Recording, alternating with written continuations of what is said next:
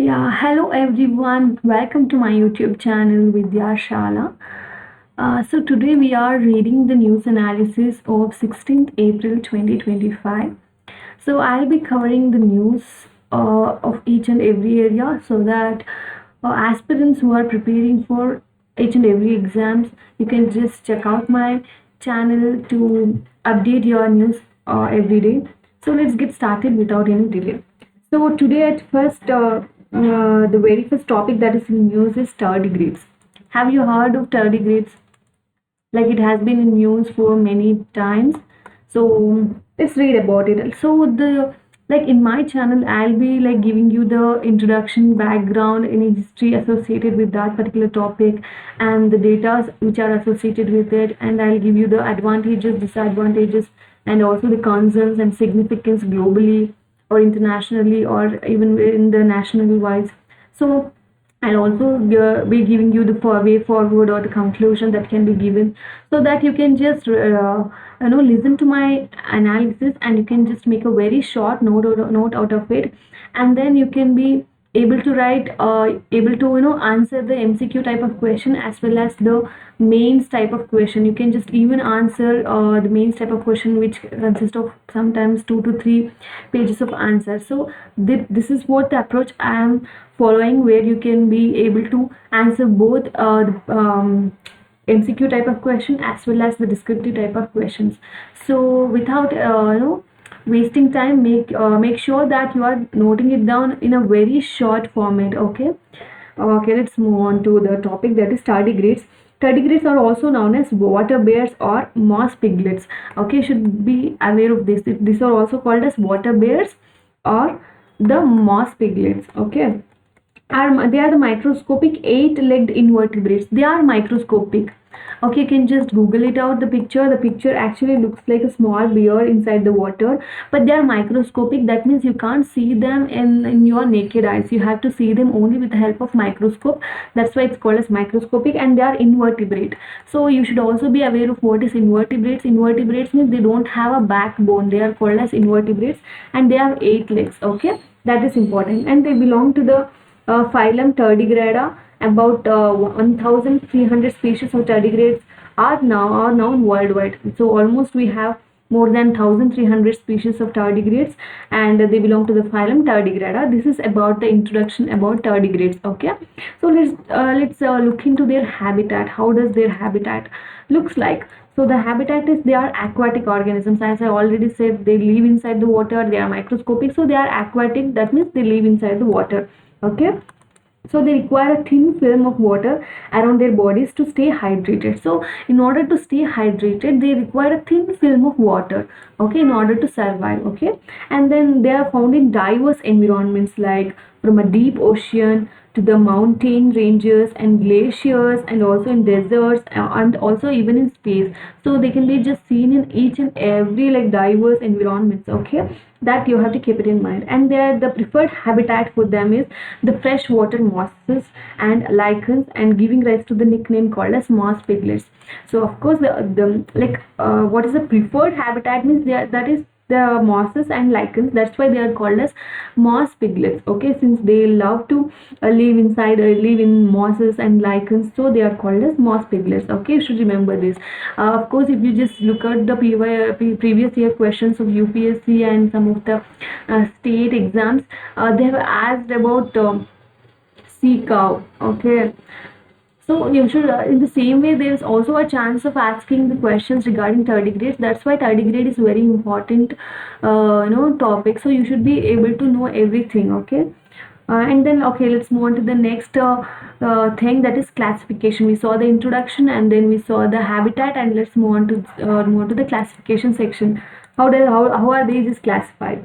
So tardigrades are free living invertebrates. They are just free living invertebrates, and they belong to the group of extremophiles, that is organisms that live or survive in extreme environmental conditions.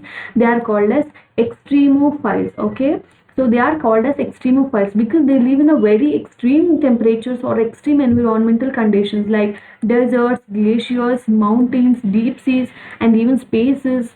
Okay, that's why they are called as extremophiles. Okay, and then adaptations and survival mechanism, if we see those things like how they are gonna adapt to some environment, and how if we just see their survival mechanism.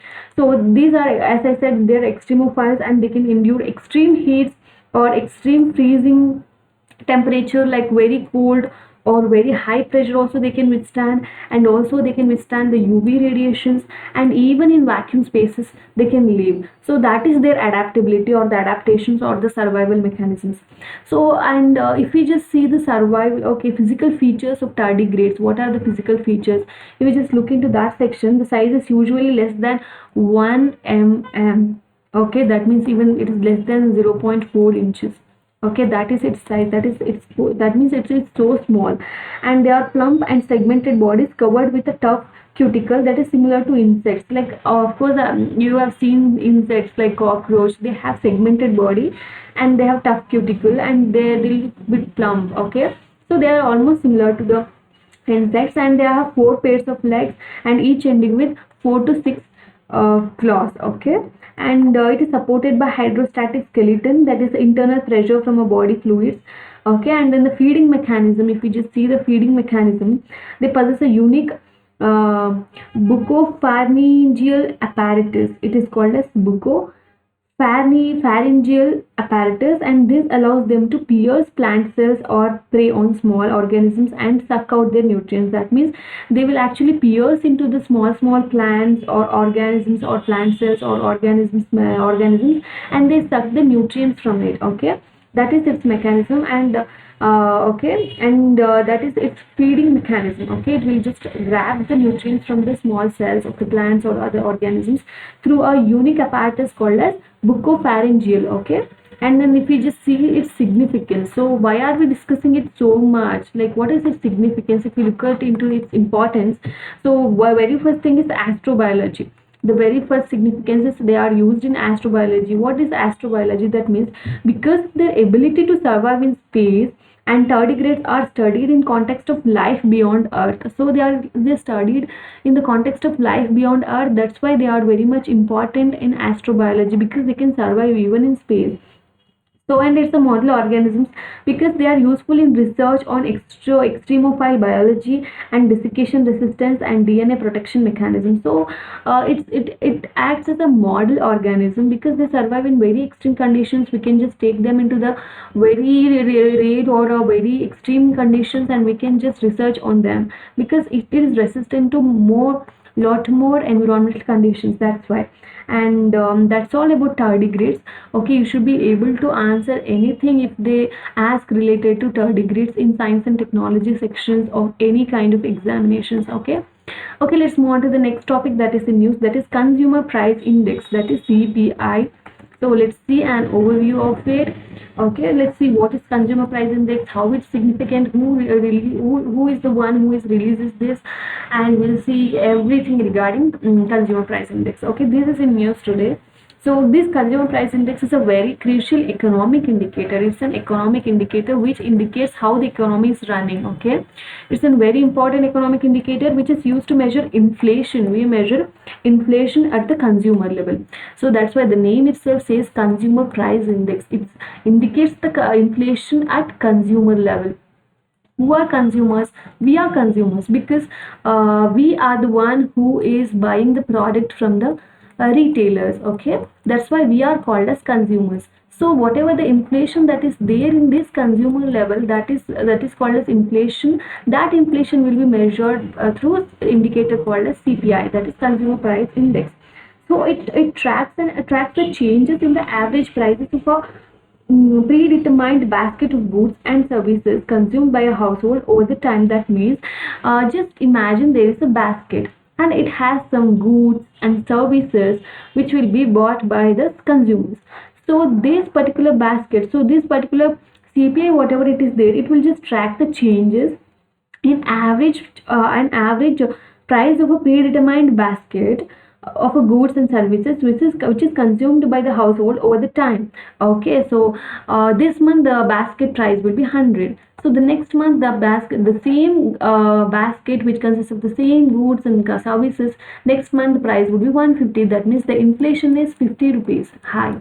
So this is how it is being determined based on the average price. Okay, so CPI helps the policymakers and economists as well as the analysts to understand the price movements and inflation trends in economy. That's why if there is an increase in the price of the basket of goods and services from one month to another month, it will help the economist, it will help the analyst, and it will also help the policymakers to just know the movement of price or the change in the trends of the price. Okay, that's how it is very much important. So the let's see the what are the six components of CPI. So the CPI has six components in order to indicate the inflation. That is, what are all the components? If we just see here is, that is, one thing is food and beverages. Okay, secondly, pan tobacco and intoxicants. Thirdly, clothing and footwear. Fourthly, fuel and lights. And fifth, housing. And sixth one is miscellaneous. So these are all the six components that we have, okay, within the CPI. So let's see the definition and purpose of the CPI. Okay, let's see the definition is important and its purpose is also important. So as I said, CPI is the one which measures the overall change in the retail price. That means it will measure the overall change in the retail price. Okay, please make it just write it down, because it's very important. Like, you can just quote it whenever there are people ask questions regarding CPI. We have to write the definition first as an introduction, so you have to note this down. That is, CPI is the one which measures the change in the retail prices of the goods and services that the household typically purchases for consumption. Okay, the change, the overall change in the retail price of the goods and services that the household consumes, okay, or purchases for consumption. Okay, that is the definition, and it will just reflect the cost of living. Okay, it will of course it will reflect the cost of living and helps in evaluating the purchasing power of the of money over the time. Like, we can just evaluate the purchasing power. What is purchasing power? The ability to purchase some goods or services of a person. That potential is called as purchasing power.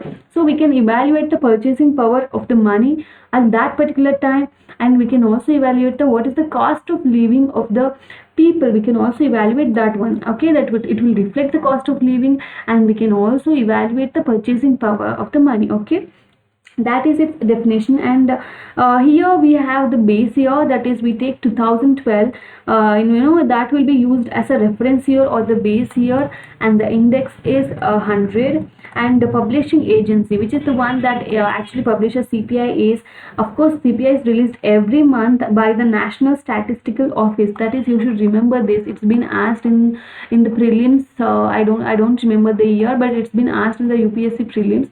So it is important to know who is the authority that publishes CPI. It is released by the NSO, that is National Statistical Office. Okay, under the Ministry of Statistics and Program Implementation. That is, in short, we call it as MOSPI. That is Ministry of Statistics and Program Implementation. So again, I'll repeat it because it's very important. Please note it down. That is, it is published by the NSO, that is National Statistical Office, under the Ministry of Statistics Program Implementation. Okay, you should remember this. So let's see the objectives. What are the objectives of CPI?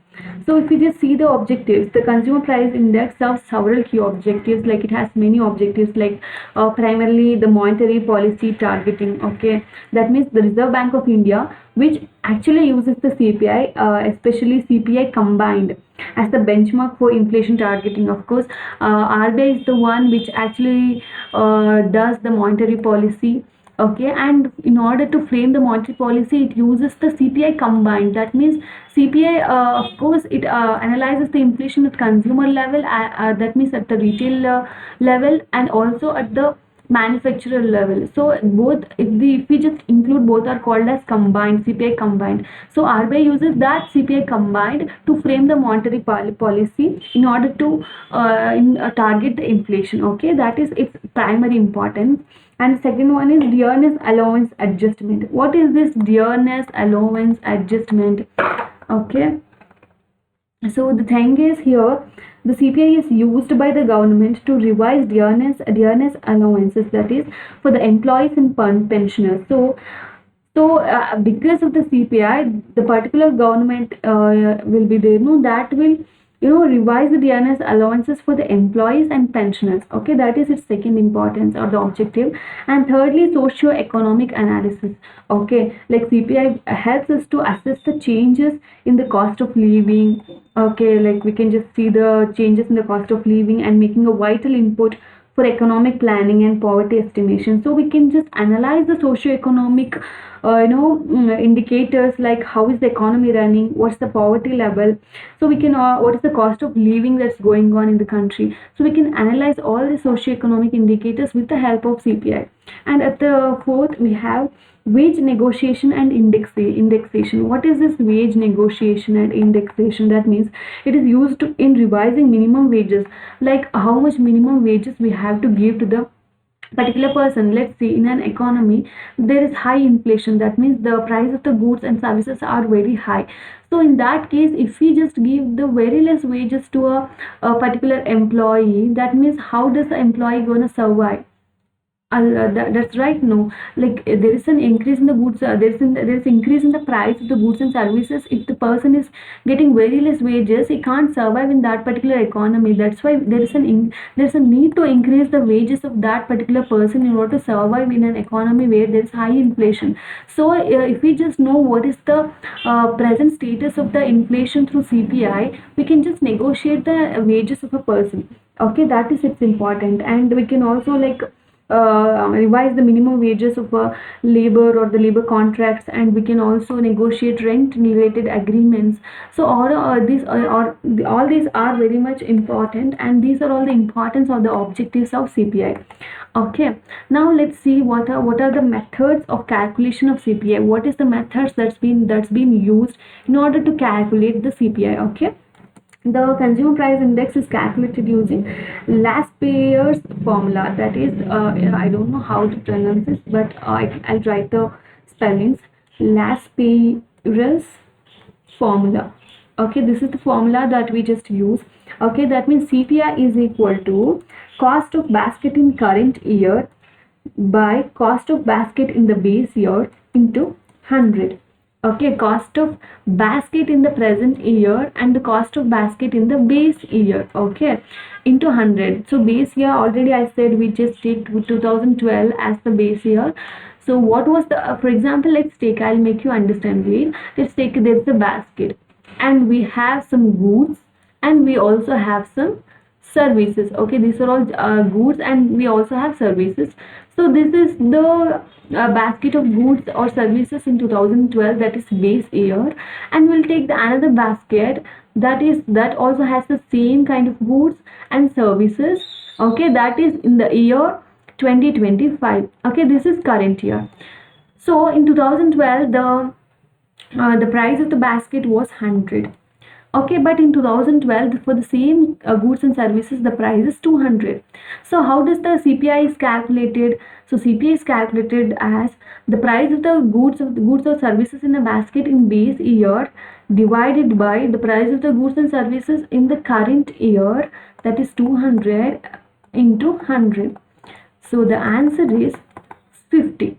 Okay, so the CPI is 50. This is how it's been calculated. Okay, so the basket includes weight price of selected goods and services representative of consumption patterns. Okay, so this is how we are just calculate. And let's see the types of consumer price index in India.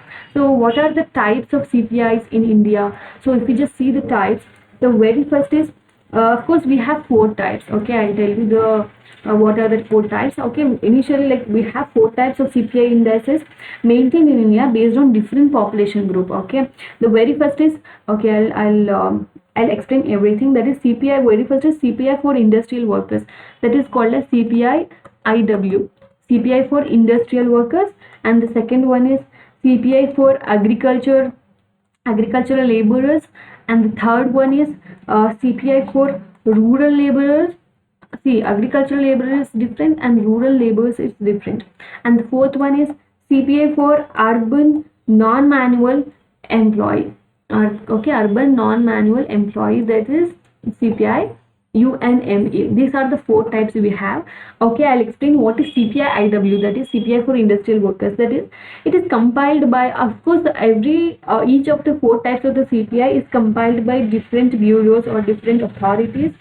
Okay, and then the target group is different for each of them, and the usage is also different. So you should be able to note it down, that what are all these 4 types of CPI. At the same time, you should be able to know that who publishes it and what are its usages, what are its targeting group. Okay, be clear with that. So CPI, if you just see the CPI industrial workers, so it is compiled by Labor Bureau.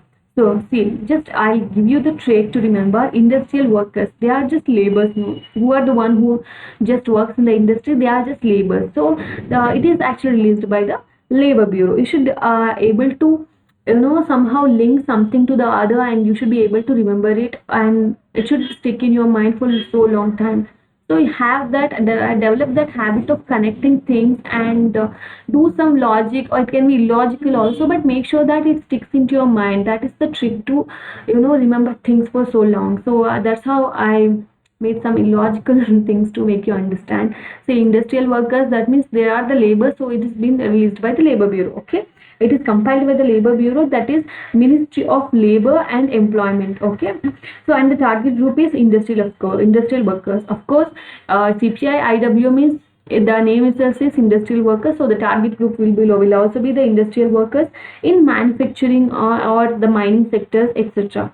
And the usage is the basis for the dearness allowances and wage division in public sectors. That is its usage. And if you look into the second type of CPI, that is CPI agricultural laborers, it is also been agricultural laborers. It also says the laborers. That means it is also been compiled by the Labor Bureau under the Ministry of the Labor and Employment, and the target group here is agricultural laborers in rural areas. So whoever the agricultural workers are there in the rural areas, they are the targeting people for the CPI AL. And usages, it helps determine minimum wages. So why do we do this CPI agricultural labor? Because we do this in order to determine the minimum wages of the laborers or the agriculture workers, and social security benefits. In order to give the social security benefit also, this particular index will be helpful. Okay, and third one is CPI rural labors. That is, it is also been rural labors. The name is also, the name itself says that labor, so it is also been will be compiled by the Labor Bureau, and targeting group is both agriculture as well as rural laborers. Okay, so it combines agriculture as well as rural laborers, but when it comes to here agricultural laborers, it combines only the agricultural laborers, not the rural laborers. Okay, but it combines both. Rural laborers means it contains both agriculture as well as rural laborers, and the usage is a broader measure of rural inflation compared to CPI AL. So we can compare this CPI rural laborers with CPI AL, and we can just measure the rural inflation. So how does the rural inflation is going? So we can just measure that. And the fourth one is CPI urban non-manual employee. That means it is compiled by the National Statistical Office. Okay. NSO. This is different. Out of 4 CPI, 3 CPI will be compiled by the Labor Bureau, but the last one, that is urban non-manual employee, for them it is compiled by the NSO, that is National Statistical Office, and the target group is urban population engaged in non-manual work. Okay, majorly it targets the urban population who are engaged in non-manual work. And the usage, what are usage means historically used before adoption of CPI combined. So now it is less relevant policy. So historically it was being used, but now it's it's not much relevant these days. Okay, it's not much used. So if we are like the components of CPI, like we can just see in case of CPI combined, as I said. So let's see what is CPI combined. Okay, so CPI combined index actually includes following major categories with their respective weightage for the combined rural and urban index. Like CPI combined means it will combine both the rural as well as the urban index. Okay, so it also has got some components, as I said, 6 components, and the weightage is different here. Like food and beverages, it will have the weightage of 45.86. Okay, and housing, it will have 10.7% of weight, and fuel and light, it will have 6.84, and clothing and footwear it will have some 6.53. Pan masala and tobacco and intoxicants will have 2.38%, and miscellaneous like health or education it will have some 28.32% of weightage. So these weightages will reflect the average household consumption patterns based on consumer expenditure survey. Okay. So let's see an MCQ, that is PYQ, which has been asked in 2020. Okay, you have to answer it. Just listen to it. Okay, there was a question which is asked in 2020 previous year, question in the previous year question section of UPSC. So the question was the weightage of food in consumer price index. Option A, like the very first thing is the weightage of the food in consumer price index is higher than that of wholesale price index. So the second statement is the WPI does not capture changes in the prices of services which CPI does. Third statement is RBI has now adopted WPI as its key measure of inflation and to decide on changing the key policy rates. So which of the following above statement are correct? Option A 1 and 2 only, option B 2 only, option 3 only, option D 1 2 3. Okay, so here the statement 1 says that the weightage of food in consumer price index is higher than that of the wholesale price index. Is it a right statement? Can you just think of it? The weightage of CPI is higher than the weightage of WPI. Okay. Of course, the statement is right because the CPI here in CPI, no, the food and beverages have a weight of almost like 45.86%, which is reflecting the household consumption pattern. Whereas in WPI, food articles have significantly lower than like almost 24% it has. So that's why we can just say the weightage of CPI is higher. Okay. So CPI reflects the retail consumption where food forms a major share, while WPI is more industry focused. Okay, that is the difference. So the statement 1 is right. And if you look at the statement 2, which says that WPI does not capture the changes in the prices of the services which CPI does. So this statement is also right. Of course, WPI does not actually, capture the change in the prices of the services. Okay, it will not look into the services. So WPI includes only goods, that you have to keep it in mind. WPI, that is wholesale price index, it will just keep only goods and not services. Okay, that you should just keep in mind. And CPI includes, but CPI, it will include both the goods and services. Okay, and like education, healthcare, transport, these are all will come under services. So it will include both the goods and services. So the statement 2 is also right. And let's look into the statement number 3, which actually says that Reserve Bank of India has now adopted WPI as its key measure of inflation and to decide on changing the key policy rates. Of course, this statement is false because since 2016, the RBI is using CPI. Okay, specifically CPI combined, we can say it is using CPI combined or headline CPI, we can just say headline CPI as well. It is RBI is using this as the primary measure of inflation targeting under the Monetary Policy Framework Agreement. So WPI was used earlier but was replaced because it does not cover services or reflect the cost of living adequately. So WPI was removed because it was not covering the services. So it was removed, and now RBI is using CPI combined in order to frame the monetary policy framework. Okay, that is about the PYQ. So let's move on to the next question, that is next topic, that is monsoon in India. It's a nice topic. Let's learn about it. What is this monsoon in India and the climate lifeline? So if you just see the introduction about this particular topic, which is in news. So the Indian monsoon is a pivotal climatic system that governs the subcontinental agriculture. And of course, it will influence the agriculture of India and water resources and overall socio-economic landscape. It will reflect all these features. Okay, that means monsoon has a lot more importance in the subcontinent level, and originating from a complex interplay of atmospheric and geographical factor, and it is marked by the distinct seasonal reversal. That means monsoon, if you just Google it out, what is monsoon, the very definition that you will get is the distinct seasonal reversal of wind in the direction, and that means it's a reversal of the wind, okay, wind direction, and brings the essential rainfall to the region. That is called as monsoon. Okay, you can just even write down the definition of a monsoon. Monsoon is nothing but a distinct seasonal reversal in wind direction and which brings essential rainfall to the region. That is called as monsoon. That is reversal of wind. That's it, nothing much. Okay. And if we just see the definition and origin, okay, the term monsoon actually derives from an Arabic word that is called as mausim. Okay, in Hindi we just say mausam for climate. So it is in the same way, it has been derived from the Arabic word that is called as mausim, and that means season. Mausim means season. Of course, in the same way, mausam is also season. Mausim is also season.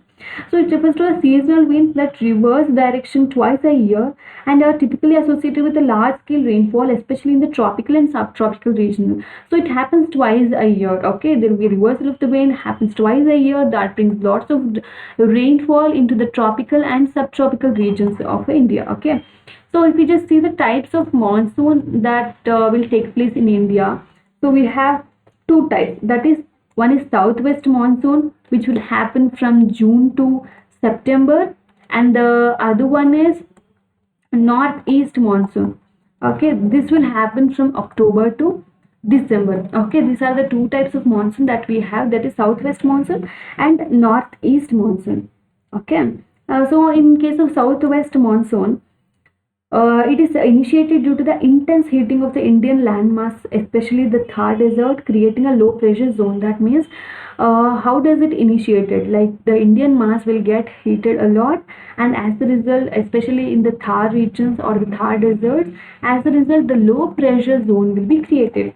Okay, the moist wind from the Indian Ocean are pulled towards this low pressure region, resulting in the widespread rainfall. So there will be a low pressure zone will be created. As a result, the moist wind from the Indian Ocean, so the moist wind will be there, it will be pulled towards this low pressure, the moist, as a result the rainfall will happen. So it accounts about some 75% of the annual rainfall. And yeah. Oh,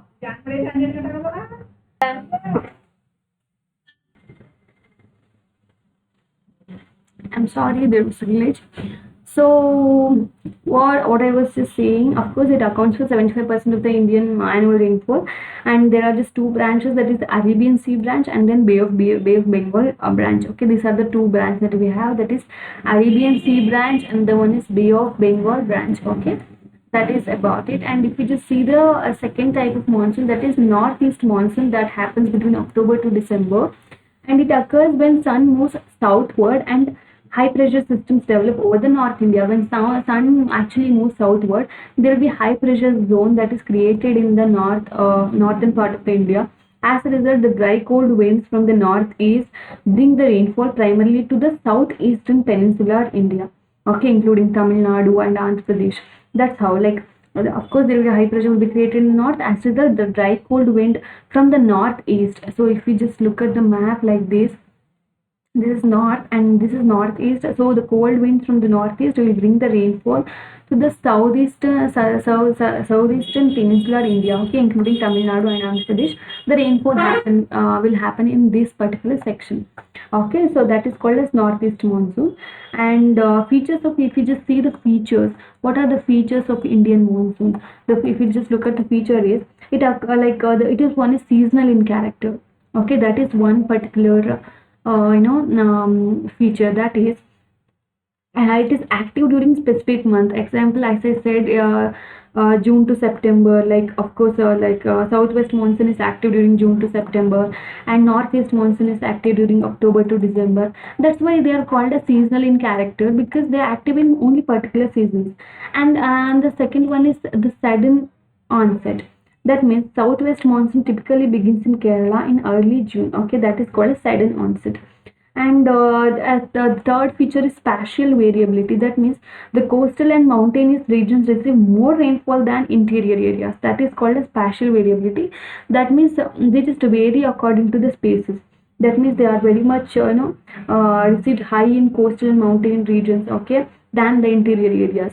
And orographic rainfall. That means orographic means, just if you just look at the a word that is orographic, just think of the mountain. Orographic is nothing but mountain. So it is prominent in Western Ghats and Northeast India due to the topographical barriers. Okay, that is its features. And let's look into the factors. Okay, factors that actually influence into an Indian monsoon. So the factors are like, one is intertropical convergence zone, that is ITCZ. I think you would have learned already in geography, so you will have to if you haven't, just read about ITCZ. It's very important topic. Intertropical convergence zone, that means a low pressure belt, which is, it is actually, if we just see the earth like this and there will be equator, so in the equator there will be a low pressure zone, that is called as ITCZ. So in summer it actually shifts towards northward, so in summer it will just move towards the northward and attracting the moist winds from the oceans and leading to the rainfall. So that is called as ITCZ, which actually influences the rainfall or the Indian monsoon. Okay, the shift in the ITCZ, I said no, like it will just shift to the northwards during the summers. As a result, it will bring the rainfall. So that particular shift in the ITCZ will influence the monsoon. And the second factor that influences the Indian monsoon is Tibetan Plateau. So this Tibetan Plateau that we have, it acts as both as a mechanical barrier and also the heat source. How does it act as a mechanical barrier? Means, of course, it will just force the air upward. Okay, and it also acts as a heat source. That means it will generate upper air circulation. So that's how it acts as a heat source. So as a result, it will just contribute to the formation of tropical easterly jet, which is essential for monsoon circulation. Okay, that is the usage of the Tibetan Plateau. Okay, and let's see the third factor that influences the monsoon, that is jet streams. So subtropical westerly jet, and that means it prevails in winter and moves southward, allowing the northeast monsoon. Okay, and we just have two types of I'll tell you the two types of jet stream that we have, that is subtropical west jet and the another one is tropical easterly jet. What is this subtropically westerly jet? That means it actually prevails or dominant in winter season. Okay, so in winter what it happens with, it will just move towards the southward and allow the northeast monsoon to come. Okay, when it comes to the tropical easterly jet, it forms in summer. Okay, and due to the heating of the Tibetan Plateau, it will assist the southeast monsoon. So this is how the mechanism works. And the fourth factor that influences Indian monsoon is a Somali jet. What is a Somali jet? It's a seasonal low-level jet stream originating over the western Indian Ocean and reinforces monsoon by pushing the moist air from Arabian Sea towards India. Okay, it will just push the moist air from the Arabian Sea towards the India. Okay, that is about it. And if you just look at the regional variations, western, like in Western Ghats, heavy rainfall, we just find heavy rainfall because of the orographic rainfall or the orographic lifting. Okay, and in the northeast India, we just see the extremely high rainfall, especially in Meghalaya. Example, Mao Sinjong, world's wettest place. Okay, we can just see the regional variations in rainfall. Okay, in Western Ghats we see high rainfall, and in Northeast India we just see extremely high rainfall. In northern plains we just see moderate to high rainfall. In Deccan Plateau comparatively low rainfall, and in Rajasthan and Gujarat it's the arid regions with low and erratic precipitation. That means it will have a very low rainfall. Okay, let's see the impact of monsoon. What are the impact of monsoon? The one is, what is the impact on agriculture? Okay, so the monsoon is critical for kharif crops. So this particular what we just say, the monsoon is there. It is very much important for the kharif crops. So what are the kharif crops? Like rice, pulses, and cotton. So for all these kind of crops, this particular rainfall is very important and determines sowing cycles and productivity and food security. So with the help of this particular monsoon, we can also like determine the sowing cycles, like at what time we have to sow the seeds, and we can just determine the productivity, and we can also determine the food security in the country. So that is how this particular monsoon is very important in Indian agriculture system. The second importance in water resources, because of course, as I said, when the rain comes, it will just replenish the rivers, it will replenish the groundwater and lakes and reservoirs. As a result, the water availability will be increasing in the earth, and as a result, it drives the hydropower production and irrigation. As a result, if we have more rainfall, there will be more water. As a result, hydropower production will be more, as well as the irrigation will be more and adequate for the Indian farmers. That is the importance in the water resources sectors. And if we just look at its importance in the economy, It will influence the rural income. Of course, if there's a high rainfall and the good rainfall, the crop production will be high. As a result, rural will have high income. Rural people can get high income, and consumer spending will be increasing because they have more money. They will just start investing more. So they'll just start spending more, and inflation would well, it will also influence the inflation because they all have money. As a result, there will be increase in the money flow in the economy. As a result, inflation would increase, and at the same time, especially in the agrarian sectors, we can just see all these developments, okay, in economy, in economic sectors. Okay, a good monsoon often correlates with higher GDP growth. Of course, if we have good growth, it will also influence in becoming a higher GDP, in getting a higher GDP growth. Okay, that is it's important. And the fourth importance is public health. How does our rainfall or the monsoon is related with the public health? Of course, it is related. See, monsoon can cause outbreak of waterborne diseases like cholera, dengue, malaria. Of course, if there's a high rainfall, it will lead to the newborn diseases like malaria, cholera, and then because there will be a high amount of mosquitoes in the environment, so as a result, it will just cause some water related or food related or waterborne kind of diseases. Okay, that is its impact on public health. And if we just look at the infrastructure, so in infrastructure, of course, there would be just because the high rainfall, there will be just flooding and landslides, and that can just damage the roads and railways and buildings. So as a result, the infrastructure will be just affected because of the high rainfall. At the same time, urban areas suffer due to the poor drainage system. Of course, if we just see the situation of Chennai or Bangalore because of the high rainfall, because of the high rainfall, and there was this poor drainage system in the urban areas. There was this flash flood that was happening.